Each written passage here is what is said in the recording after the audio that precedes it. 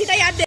Welcome, Meera blog में बहुत बहुत स्वागत है आप सभी का। और आज है गणेश चतुर्थी, तो आप सभी को शुभकामना गणेश चतुर्थी की। और आप सब कैसे हैं? आप सब अच्छे होंगे और घर घर में गणेश जी लाए होंगे, तो बहुत अच्छा लग रहा है। पर हमारे यहाँ तो मोहल्ले में तो लाए गणेश जी, तो आपको बताऊंगी, उनके दर्शन कराऊंगी। हमने तो यहाँ पे बहुत अच्छी तरह से लेके आए थे, तो यहाँ से गणेश जी हमने लगाए, यहाँ पे स्थापना करी है हमारे मोहल्ले में।